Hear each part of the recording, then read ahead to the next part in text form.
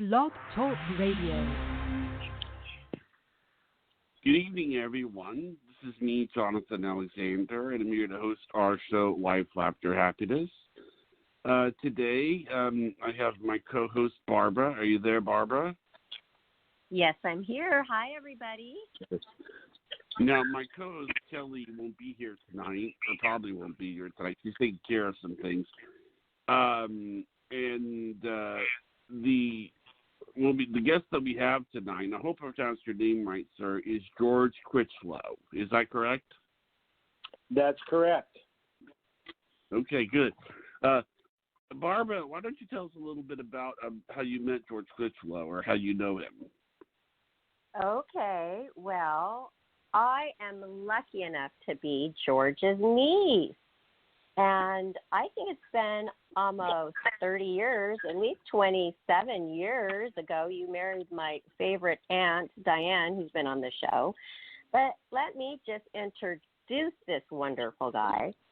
George is an emeritus professor who taught law at Gonzaga University in Spokane, Washington for many years, a Fulbright scholar and lecturer at the university in Romania, and traveled extensively worldwide, consulting and lecturing on international human rights. He is an experienced trial lawyer, author of many law publications, and recently published his own book, Travels with Vamper, A Graybeard's Journey. But most importantly, he is a wonderful husband and a wonderful dad, and my uncle. So welcome, George. Well, thank you, Barbara. You're just too nice with that introduction. But I appreciate your inviting me, and I hope I have something that's worth listening to. I'm sure you do, because everything that you've done is so super interesting and very good for humankind. I mean, I didn't even know half of these things that you've done, George. I mean, this is amazing. You didn't just teach law, but you taught, like, what it means. You know, tell us about, okay, what was the day like at the university when you had your students come in and your day teaching? You don't just teach law, but you teach why and, you know, what are the reasons behind it? And, I mean, did you have a really good connection with your students? Well, let me actually reframe that. I mean, over 36 years when I was teaching at the law school at Gonzaga, I had lots of different roles and I acted in different teaching capacities. But the core of my work that I did for many, many years was clinical work. And you're right, I didn't just teach the law in the traditional sense. I taught students how to practice law. And most law schools, including my law school, have clinical programs where students actually act as student lawyers representing clients, usually low-income clients, and supervising attorneys and faculty such as myself teach students how to do it.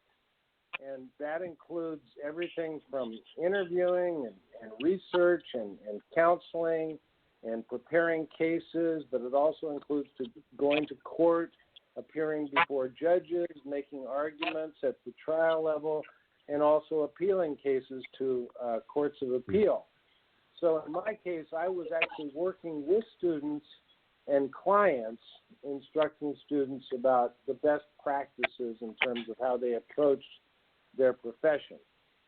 In addition to that, I taught traditional classes as well. I mean, you know, I stood up in front of a group of students in the classroom and taught several different kinds of courses over the years, but my real love was working in a clinical setting, helping students actually learn what to do with a client. Wow. Would you actually have them role play, like an acting class where they were just like getting up and really doing it, or not really? We did a lot of role playing, but a lot of it wasn't role playing because it was real. They had real clients, real cases, real courts, real judges, real opposing attorneys, and real stress. So the wonderful part about doing clinical work is you get students out of their heads and put them into real life where they have to connect their heads and their hearts, and they have to connect with real people, both in terms of their clients and opposing lawyers and judges and all of that. So it's the kind of experience that's probably most similar to what medical students do in their internships when they're working with real patients and dealing with serious issues. Okay, would this be a client? Okay, so they would come and they need representation. Would this be less expensive to do it this way? Is that why they would maybe choose a student that is not, that still is a student, but you're right there beside them, so it's going to be good representation, but is that less expensive for them?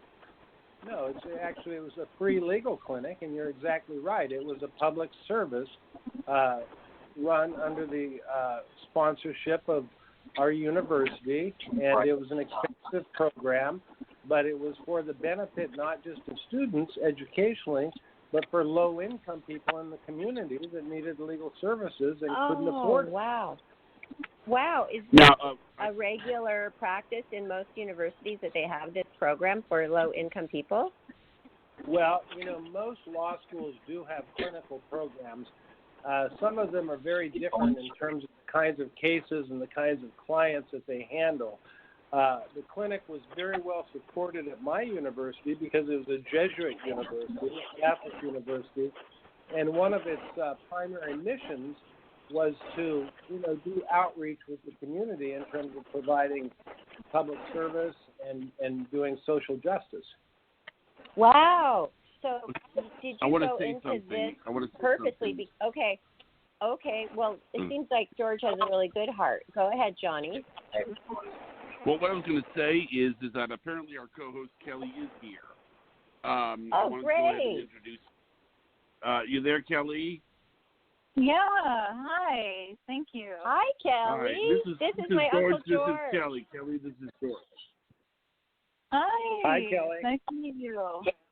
Nice to meet you. Thank you. I'm so glad that you were able to join us because I got chills all over. I love Kelly so much. It's always the three of us, and it just didn't feel the same without you, Kelly. So, thank you. Welcome. So glad. Thank you. Yeah. So we're talking to George, my uncle George Chritchlow, who was a wonderful professor at Gonzaga University in the city I was born, Spokane, Washington, who married Aunt Diane, who is my favorite aunt, and she was on the show. Remember Aunt Diane? Yeah, she's awesome. Yeah. I love her. Yeah. Wow, I get to meet him too. This is great. Yeah. And I love hopefully we could have. Oh, thank you, Kelly. Hopefully we'll get the college student daughter, my cousin Charlotte, on in the future. Hopefully she'll come on. That would be really interesting, wouldn't it? Yeah. That should be great. Mhm. Totally great. Yeah. Well, that's awesome. So I was just saying that George has a heart of gold because he was doing the clinical practices and helping the low-income families to have great representation. Oh, good. Yes. So I wanted to know, George, from all of those years, I mean, you said 36 years you were a professor and practicing law, then you must have some people that really love you, that you stay in touch with, clients and students. Do you have anybody that stands out that really became successful? Oh, well, yes. I mean, both in terms of, colleagues that I worked with, students that I went to law school with, and students that I instructed and that I got to know when I was a professor. So, yeah, there's, over that long, I've practiced law for 40 years. 36 of it I was teaching. And so lots of people came across my path. It doesn't mean that I necessarily influenced them or that they necessarily remember me, but I can tell you some. I work now on a board with the bar association in Washington State, and it's a board that's appointed by the Supreme Court of the state of Washington. And the board that I work with makes recommendations to the Supreme Court about how to change or amend the practice of law rules in Washington so that there's more access to justice, more legal services available for low-income people and middle-income people who otherwise couldn't afford them. But the reason I mention that is on the Supreme Court is my roommate from law school, who's the former Chief Justice of the Washington Supreme Court, and two students of mine who are now on the Supreme Court of the state of Washington. And so it's really nice to get together with them because I have a personal relationship with them and a history with them that they're like really big deals, you know? Yeah. So it's nice to see them successful, and it's nice to watch them in a position where they can really have significant influence over the practice of law in Washington State. Another former student of mine was a woman who's now a senator from the state of Nevada, who's a big deal. And, you know, there's people around who have arisen to various posts as judges and, you know, mayors and prosecutors and public defenders and local politicians and all of that. So to answer your question, sure, you know, I mean, good lawyers tend to, you know, find ways of making a difference in our society, and there were a whole lot of former students of mine who have accomplished that. That's wonderful, and that must be so rewarding for you, and especially now. And I was going to ask you, in your retirement, you know, a lot of people retire from a body of work like this, and they don't even know what to do with themselves. I know that's not your case, but was there any time ever that you felt like, wow, I'm retired now, and that kind of an emptiness feeling at all? Yeah, not really, because it's, you know, there's so much to do in retirement. It's kind of a balance of, for me at least, trying to decide, you know, how much downtime you want, and then at the same time, you know, who are you going to say yes to and who are you going to say no to in terms of people that would like your time as a volunteer, your time as a friend, your time as a lawyer, you know, your time in terms of all the kinds of things that you can get involved with in a local community. So for me, you know, I have to be careful because my tendency is to say, oh, yeah, I'll help you out with that. And then I find that I'm getting, you know, stressed out again. And the whole purpose of retiring is to not be stressed out. So, exactly. You know, you got to be careful to make sure that that balance is achieved in just the right way. Yes, that is so true. But I know who you're not saying no to, because when I was visiting last summer, you were off. I go, oh, George, you look nice. You had, just like you would imagine in a TV show, George comes down the stairs and he has like his wonderful like blazer on with like the suede on the elbows and like casual, like you could be in a TV show as playing a law professor. It was so cute. And I go, where are you going? And you said you were off to the prison to visit one of your clients and you were not letting him go. Is it okay if you tell us a little bit about that? Yeah, I can. As a matter of fact, that's a larger story, so just stop me if you want to.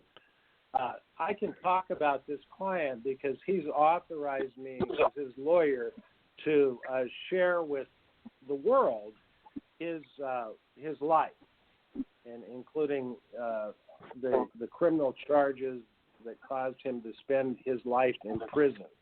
And here's the short story, and this is why it's interesting. And I'll say that what I'm talking about is now the subject matter of a new book that I hope to publish very soon. And the client was introduced to me over 40 years ago. Okay, so like I'm just out of law school. I'm a young lawyer. I'm practicing law in my father's firm in southeastern Washington, a town called Richland, Washington, which is part of what they call the Tri-Cities. So I'm practicing law. I'm learning how to practice law. And the local court appoints me to represent this young African-American man on 22 violent felonies. And this young African-American man had come to southeastern Washington, where I lived and practiced, from the south side of Chicago. He had grown up on the hard and violent streets of South Chicago. He had come from a family where he suffered lots of abuse and poverty and deprivation, and he learned how to be a criminal at an early age. He later sort of migrated to the West and transported his criminal activities to Washington State. And he went on a crime spree in eastern Washington, which resulted in his being charged with these 22 felonies. I, as a young lawyer, was appointed by the local court to represent him. So that's how I got to know him. And we went through a couple of long, complicated trials in 1979. And long story short, I've now known him and stayed in touch with him and become his friend over the course of the last 40 years because he was sentenced to 10 consecutive life terms in prison. Wow. The amazing thing about his story is this. For the first 10 years in the penitentiary here in Washington State, while he was doing his sentence, he was sort of out of control, involved in lots of prison violence and chaos and drama. And he also shot heroin for several years just to numb himself from the pain of being in prison. But around 1990, he had a spiritual transformation. He came to God in 1990. He's an evangelical. And from 1990, which was, almost 20 or 30 years ago, he has been a model prisoner. He's had no violations of prison rules, and he's risen to a point where he's relied upon in the prison system to be a model for younger prisoners and to intervene with younger prisoners who are having problems adjusting to prison life and the prison system. He's a terrific man. He's very spiritually evolved. He's very knowledgeable because he's educated himself while he's been in prison. He's gotten a couple of degrees. And he's this amazing guy who I've stayed in touch with and developed a friendship with. And my role with him now, not just being a friend, but as his lawyer, is to approach the parole board to see if I can get him out so that he can spend some time while he's alive with his family before he dies. He's an old man, and he's a gray-haired guy who's very positive and very productive in terms of his relationships in the prison system, and I'm hoping that we can get him out sometime in the next couple of years, even though the courts, when he was sentenced, wanted him to die in prison and spend his natural life in a controlled environment. Yes, but this is what they're trying to do. They're trying to rehabilitate, and this is a classic case of them doing so right here. So this would be a great example for doing that. And, I don't even want to say what the charges were because I know that when you say something like that, then people are going to be, no, keep him in. But you know what? He was a different person back then, and he's a completely different person now than that. And after what you just said, I feel like he has been rehabilitated. What are his victims' families saying right now? What? I'm sorry, I didn't catch your question. The victims' family members. What stance are they taking on this? In the course of writing this book about his life, I've debated about whether to contact them directly, and for various reasons I decided not to. So I don't know exactly what they might say. A couple of the victims are dead, but there's some other victims what I was thinking. that are still alive, and it's quite possible that they would be understanding and forgiven in light of his rehabilitation, but it's also very possible and understandable that they could still be very adamant about the fact that he should spend the rest of his life in prison. But let me just tell your listeners this, because this makes my point. You know, rehabilitation can be measured according to people's behavior. And the most significant measure or standard of evaluating someone in prison is whether they comply with basic prison rules. Michael, the name of my client, between the time that he was in prison in the late 1970s until he came to Jesus, basically, in 1990, had 68 major prison violations. We're talking about assault, battery, drugs, rioting, assaulting, guards and other inmates, all kinds of chaotic, dramatic, violent prison behavior. 68 major violations of prison rules in that first 10 or so years he was in prison. Since 1990, Barbara, that's 30 years ago, zero Wow. violations of prison rules. So it's obvious to me, and I think it's obvious to the parole board and obvious to anyone who looks at this situation objectively, that he's not pretending that he's rehabilitated. He's authentically rehabilitated. He's the real deal. There's Right, no for question. 30 years, it's hard to That's pretend. interesting. So when you talk something I about was gonna say, rehabilitation, go ahead. Yeah, I'm sorry. that's something about pretending. You don't pretend because, you don't know if you can get him out. I mean, it's entirely possible that he may still be there. In other words, he's acting the same way whether he's gonna get out or not. Right. You understand? Right. So Yeah, for 30 years. it's sort of yeah. Wow. Okay, so here's my thought on that. I'm hoping for the best, and I would like you to be successful in getting him released. But if that didn't happen, the book, you're writing a book about his life. I mean, his life is, this all happened for a reason, maybe to pave the way for others. So I hope that he realizes that, and that's making him feel good right now. Well, this is a two-way street. He feels, I'm not as spiritual as he is, and I certainly don't call myself an evangelical Christian. So he and I have been in discussion and even debates for the last couple of years as I've written this book, as we've prepared for his parole hearings. We've debated this whole sort of spiritual thing. But he believes strongly that I'm with him and have always been with him as a function of the Lord's will. And I questioned that. He said, I don't really feel like I'm part of some divine drama. But he says, don't worry about it, George. Whether or not you know it, this is all for a purpose. And writing the book is for a purpose. And ultimately, his hope when he gets out, if he gets out, is to establish a ministry for young people in the Spokane community so that those young people who are in trouble don't have to go through what he went through in his own life. And he believes all of this is being guided by God. And he's very, very strongly convinced of this.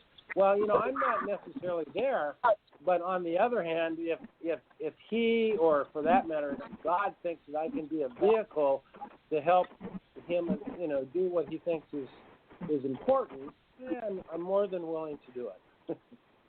That's George, wonderful.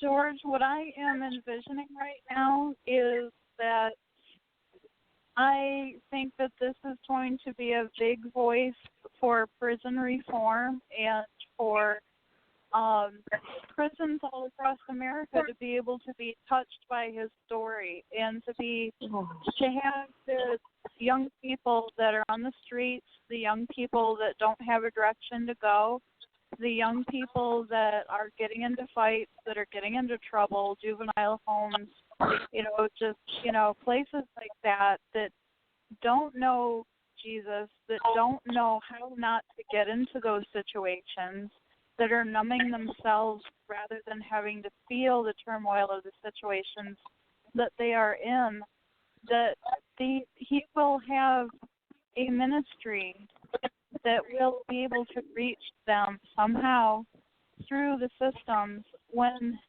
they can read your book. And I'm hoping that they will have a movie come out about his life, because I think that will benefit so many people to be able to see how he was able to transform so much. And, definitely. Such a wonderful person after such traumatic events happened in his life, and after he, was acting out so much and affecting other people and doing, such things, and then becoming such a different person and changing so much inside. And I wonder if somehow you might be able to get an interview at some point and be able to have a clip on our show or something, but that's, neither here nor there, because this is so much bigger than our show. This is life. This is something that is going to benefit so many people to hear his story, because this is real. Well, you're exactly one of right. the words in our title. Life is one of the words in our title. So. That's right. He would love not just to be on your show, but any show, because what he wants to do is use this book that we're publishing as a platform for getting his story out there, for the purpose of benefiting particularly young people who, Kelly, as you described, are walking down that same dark road that he walked when he was young. But let me tell you one other dimension of his story that I think is just amazing. And that's this. He had a girlfriend when he first went to prison. And her name, her pseudonym that I use in the book is Dee. Dee married him after he went to prison. They've been married and they've been together now for 40 years. They have 3 children. They have 5 grandchildren, and they have 15 great-grandchildren, and Michael is the core of this family. He's the glue that keeps the whole extended family together, and they all visit him on a regular basis. He's their inspiration, and he's their model. And in Washington,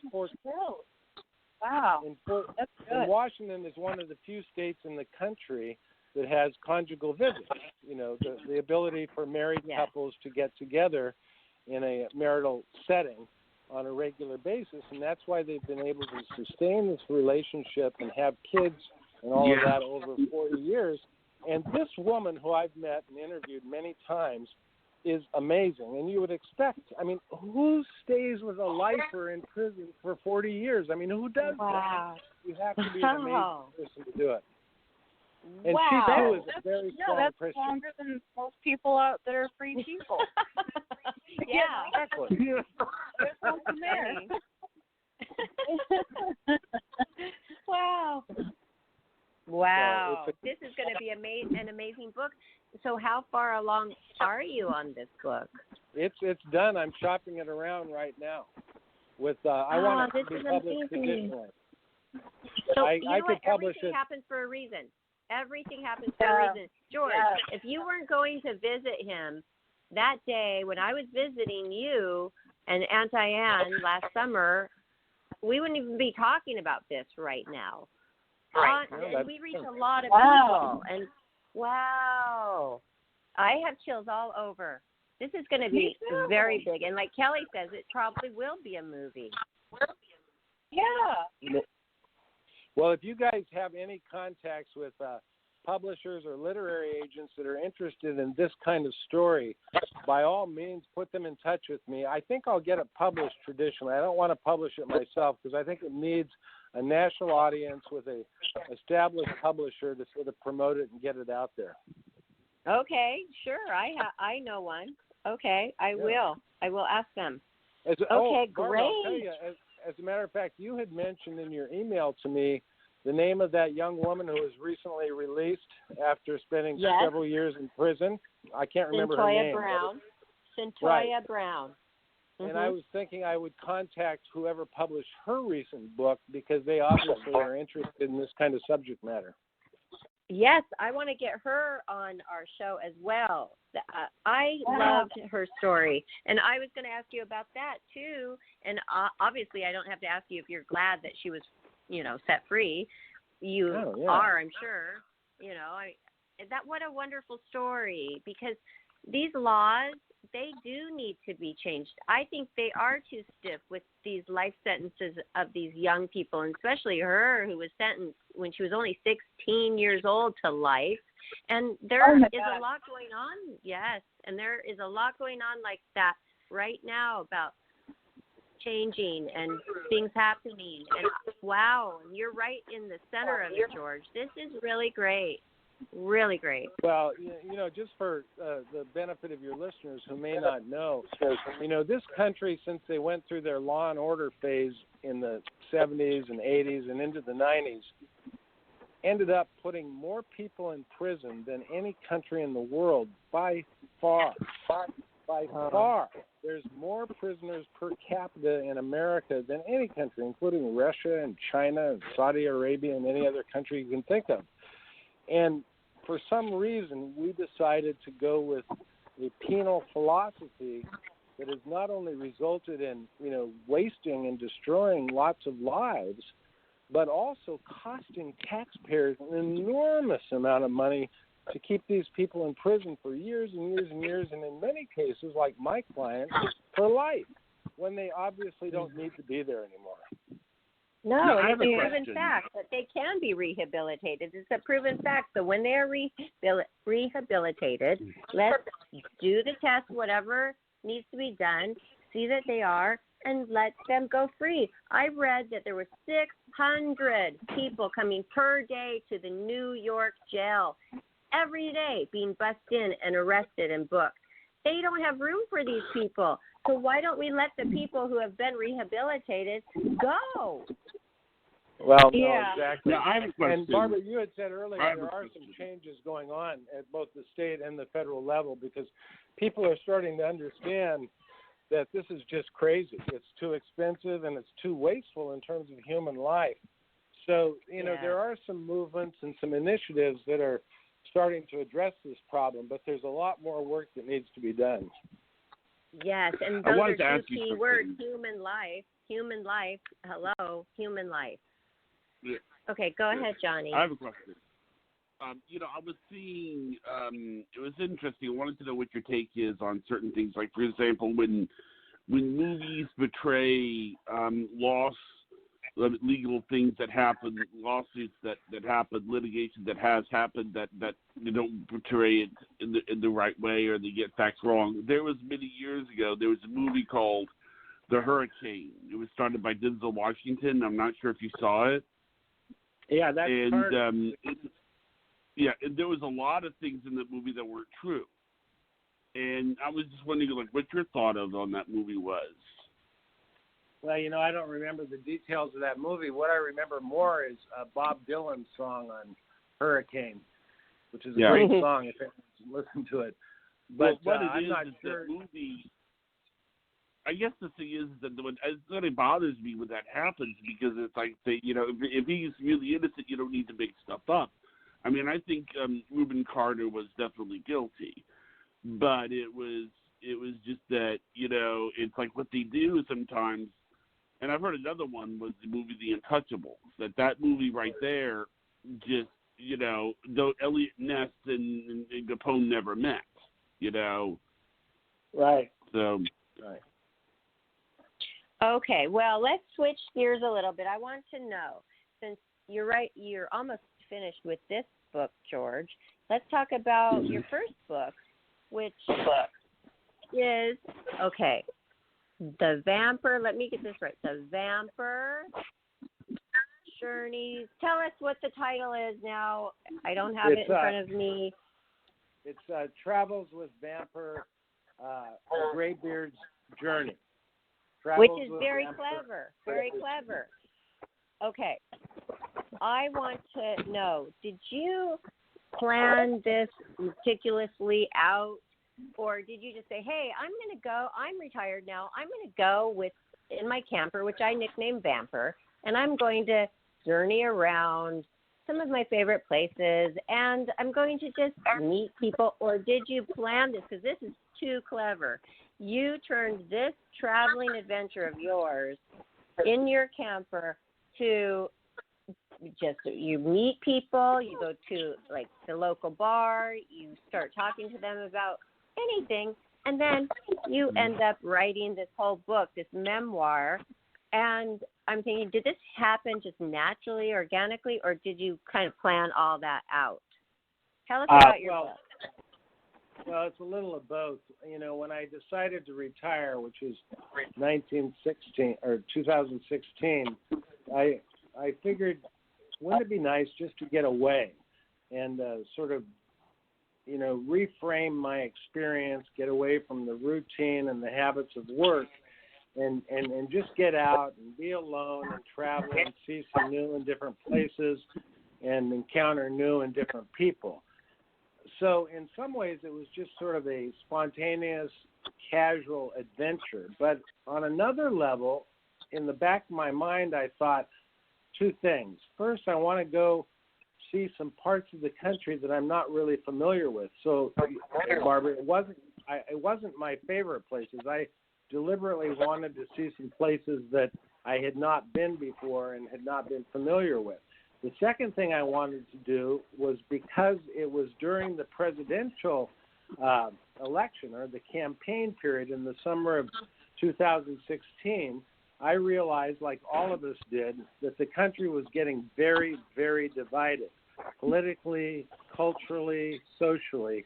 And I thought, wouldn't it be interesting to get out and talk to people about what they were thinking about the culture, about race, about politics, about Trump, about Clinton, all of that. Right. And I went out not with the intention of arguing or debating with people, but just listening to them so I could get a richer sense of kind of what was happening in different parts of the country. So I deliberately planned this trip to go down the West Coast. Actually, I went through Idaho and Nevada into Arizona, over to New Mexico, and I also went to Southern California, into Texas, and into what we call the Bible Belt. I went into Arkansas and Mississippi and Louisiana, and then I went north up through Nebraska and Kansas, and I hooked into the Missouri River, and I followed the traditional Lewis and Clark Trail back to the northwest. Oh. And a lot of that country was country that I'd never really spent much time in before, at least on the road. Although I had flown to and gone to conferences and done professional stuff and some vacation travel to those areas, I had never really, driven through those areas. And so I was in a camper. I stayed in RV lots. I stayed, I just hooked up wherever I wanted to. I camped out. I went into restaurants and bars and talked to people, walked around different villages and cities. And while I was doing that, I thought, well, maybe it would be interesting for me to blog on this. So I started blogging a little bit. And then as the blogs accumulated and I ended my trip after 2 months, I thought, wouldn't it be nice to put all this together in a book? And that book resulted in Travelers with Vamper, A Graybeard's Journey. And the book is not just a travelogue about my trip. It's also a vehicle for me to talk a lot about our country's history, about culture, about politics, and race relations and things of that nature. So it was a really wonderful opportunity for me to use this book to put together a lot of thoughts that I had and that I focused on during the course of my travels. That is so clever, George. And your book is on Amazon, so people can buy this on Amazon. But I don't need to, obviously, because I have my signed copy by you. But it's getting 5 stars. It's getting the best ratings. And you are so funny. it's like a book that you read and you are entertained, but yet it makes you think. But I was just thinking, wow, this is so clever. You travel and then you got all of this information by ordinary, regular people and the travels that you did. And it wasn't so politically charged for you, but it was like that and many other things. So, people, go get George Chritchlow's book. And tell us the title again clearly. It's called Travels with Vamper. Vamper is Vamper, like camper, except Vamper. And the subtitle is A Graybeard's Journey. The graybeard being me, since my beard is quite gray these days. Yeah. But you do have a beautiful head of hair still. I was thinking 27 years ago, before you even proposed to my aunt, that you were visiting Beverly Hills, my apartment. You both were visiting. And I was thinking today, when I was about to interview you, I would never have thought that I was going to be interviewing you after you had already done how many years of being a law professor at Gonzaga University, and you're now retired. I mean, how crazy is that, George? Well, also, it's interesting that you're in the book, and my experience living with you for whatever it was, a few weeks in Beverly Hills, is also in the book. I know. That is awesome. I love it. So are you guys going to, Kelly and Johnny, are you going to read the book? Yeah, I want to get it now. What part of is Barbara in? What chapter? So, no, you have to read the whole book and find out. Johnny never wants to put it in the work. Johnny, you can lead through the book and figure it out. Yeah. Don't tell her what chapter. That's so funny. I love that. Well, wow, this is so awesome. So, George, I would like to know about your daughter, my cousin, Charlotte, and how much, okay, she's a college student, and she just started. She's in her first year. And she's in her second year, Barbara. Oh, second? Oh, wow. Time is flying. She's in her second year. And what is she studying, George? And I want to know, how much did you influence her by her choice of her studies? Well, I haven't intentionally influenced her in any way.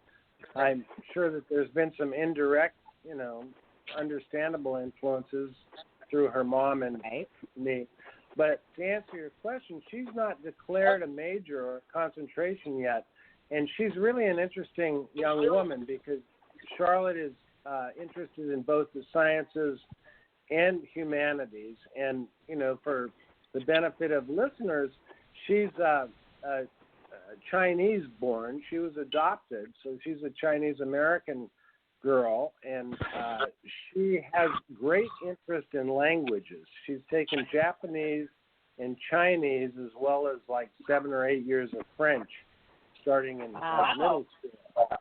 And she's very interested in culture. She's interested in Asia. She's interested in languages. So I wouldn't be surprised if she ends up emphasizing those things in a major. On the other hand, she has a real interest in health sciences.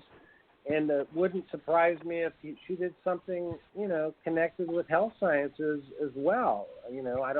I'm not talking about medical school necessarily, but the health science area is so big and it's so burgeoning and it's so important that it's possible she could be drawn in that direction as well. Wow. You must be so proud. You and Aunt I Diane am must proud. be so proud of Charlotte. Wow. Charlotte's a very cool kid. When I was thinking about Charlotte, I was also thinking about Kelly here, our co-host, that, wow, you know what? It's so rewarding. I see Kelly as a mother. And, adoption is a huge choice for you, Kelly. I think that I've always thought this. Yes, when I think about my cousin Charlotte, I think about you. And I've thought about this even before I even thought of interviewing George.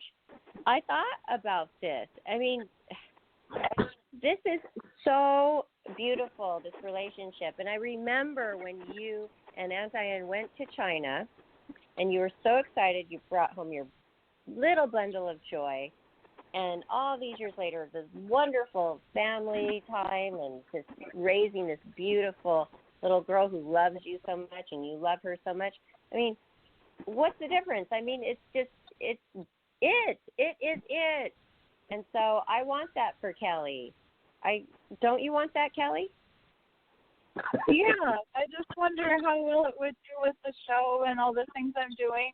Like, would I be able to take care of, like, you know, be able to travel with the show and take care of 1,000 of my rescue animals and, you know, all that? Yeah, it would work. I want to say something about that. I was thinking, I've thought about Kelly too, and it's sort of funny because we have a law professor on. This is how this relates. I was a philosophy major in college, and a lot of people. I'm sure that you'll understand that a lot of the reasons, the basis for our laws, can be rooted in philosophy.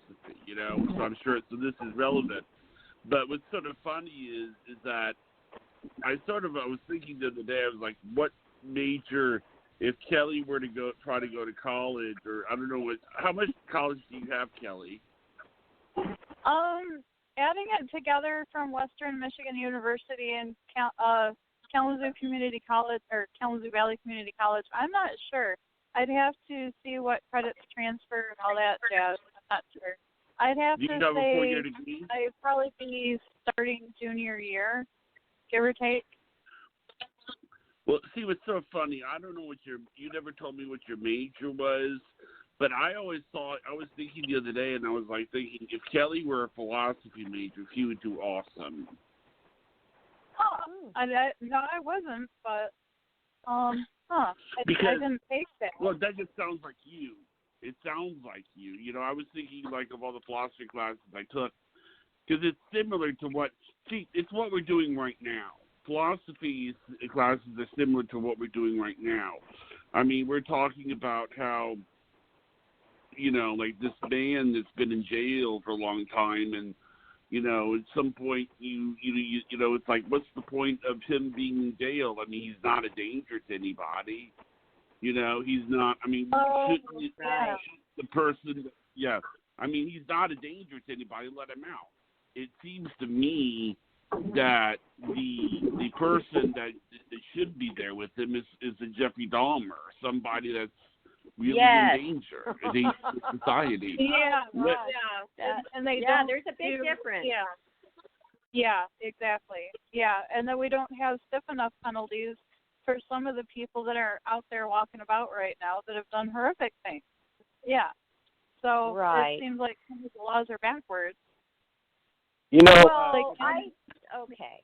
guys, hello. I was just merely trying to point out that adoption is such a wonderful, fulfilling thing, which George and Aunt Diane did, and, to talk about that a little bit because, hey, I've had 3 miscarriages.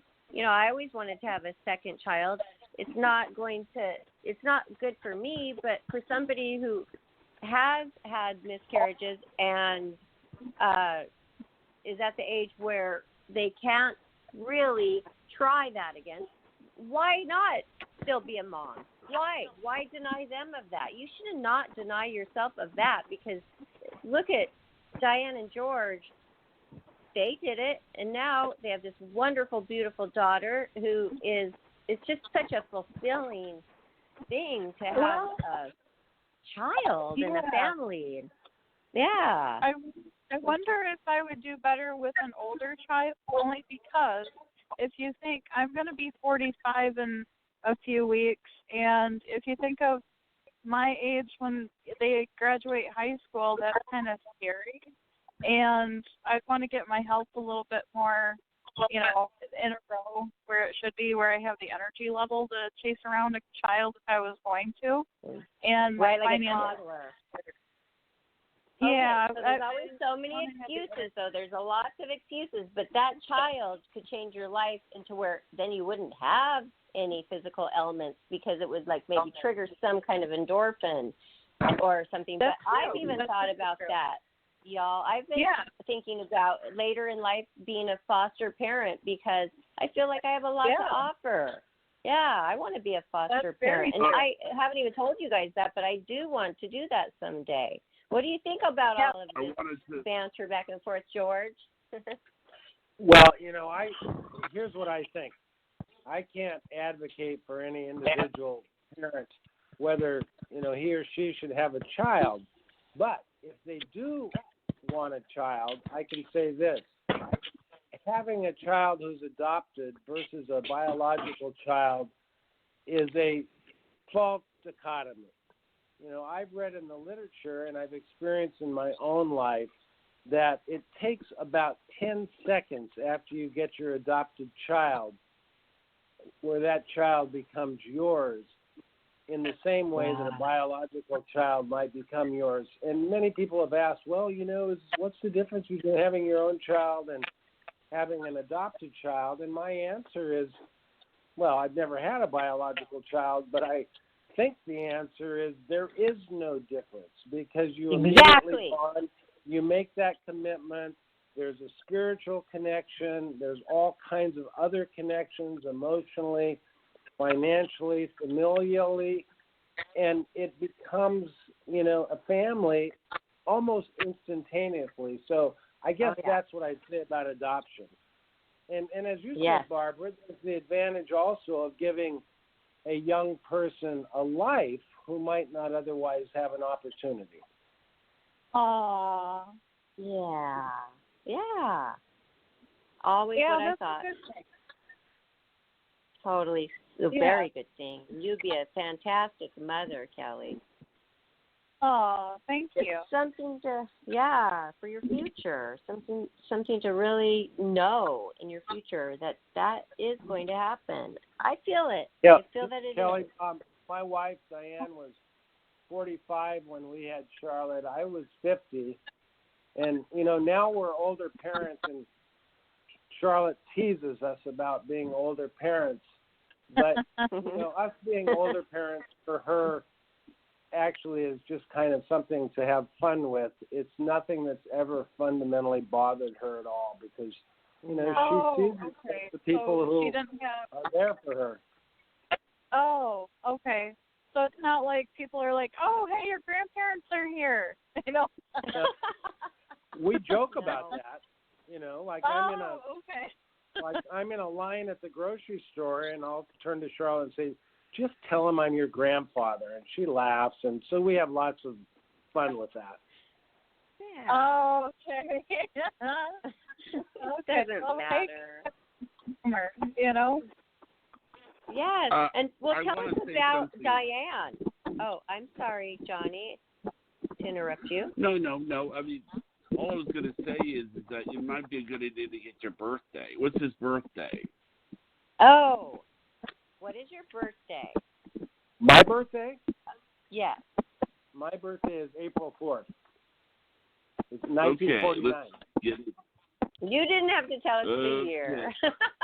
Okay, you know what we do? We do a shout out for all of our guests every year for their birthday. We're collecting all of our guests' birthdays. And also, we like to know, because we're a spiritual podcast, so we have Karen Page and Kelly, the light worker, and they do the astrological. It's very interesting. People really get into that, So what sign are you? What sign are you, George? You're going to say something. I'm an Aries. Oh, I love Aries. See, people get all excited and ignited when they hear about people's signs. So go on with what you were saying, Barbara. You were saying something. You were asking about. Who are you asking about? Yes, thank you. Well, I wanted to get on the subject of your beautiful wife, which is my Aunt Diane. which I've had a very strong connection with since I was a little girl, and most of all of the nieces and nephews have had. She's just a wonderful woman, just so full of love and joy and giving and caring and nurturing, and she's helped so many of us family members along our journey in life. And I wanted to ask George, what is the number one quality that you were looking for in a wife, and what drew you to Diane? Well, I was married only once to Diane, and I got married later in life, and so I had known lots of women, had lots of different relationships, and when I decided it was finally time for me to get hitched, I thought after meeting Diane that there could be nothing better than her, because she was about as kind and considerate and thoughtful and unselfish as any woman that I had ever been with. Wow. And I thought, no, those are pretty good core ingredients to have in a partner. She's got a very spiritual side to her, although it's evolved and it's kind of complicated.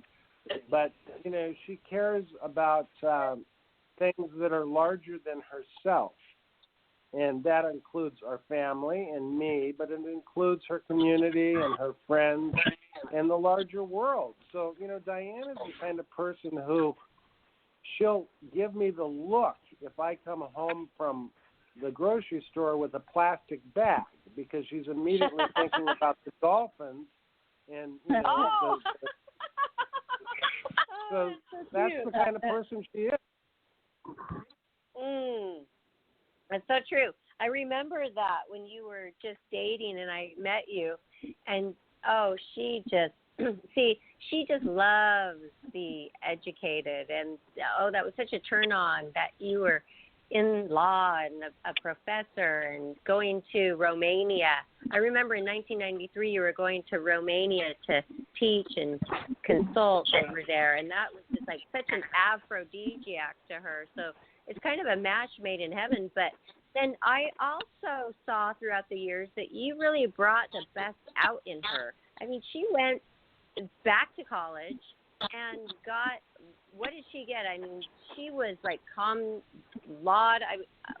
I don't even remember how you say it because I didn't go to college, but she was graduating at the top of her class. You brought so much good out of her. You brought the best out of her. Now she's had the most amazing career because of her education. So do you feel that you did and ignite her in a way? Well, that's nice of you to say. I suppose I've had some influence and some involvement in her decisions about her education and her career path. But I mean, that's something that she had always wanted to do anyway. But her life before me was, just moving in different directions, so she wasn't able to concentrate on that. But yes, after she got married, she got her undergraduate degree, and then she got a master's degree in counseling, and then she became a professional counselor, and then later she ran a program for low-income women, a residential program, and she had lots of counselors and social workers working for her. She's done work with underprivileged kids in the school district. And she's also traveled the world with a program that sent kids abroad on educational travel. So she really has had a remarkable and very fulfilling career. But, that's pretty much stuff that she chose and that she wanted to do. And it was a result of her effort and her work.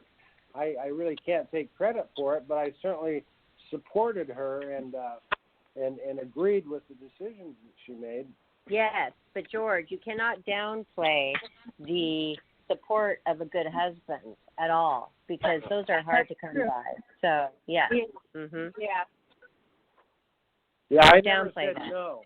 I never told her that she should stay home and cook and wash dishes and, I was never that kind of husband. So you're right about that. Right. So it's like a match made in heaven. And now you have to look forward to grandchildren and great-grandchildren, just like your Michael in prison. You can take after him. Yeah, well, we started a little late maybe for the grandchildren, but wouldn't it be nice to live long enough to see at least my daughter have a child? That would be wonderful. Oh, yeah. Not too that soon, would be though. so. Not too soon, right. Not too soon. You're still the dad. You're still the dad. Yes. Wow, this has been such a wonderful interview. We have a lot of work to do ahead of us.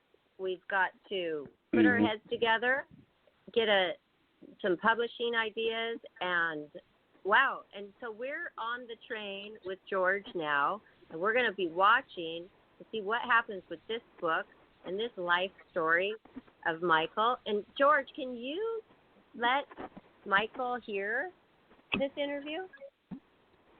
You know, I think I can I attach this to an email and send it to him? Yes. Yeah, He doesn't have access. What? What does he have access to?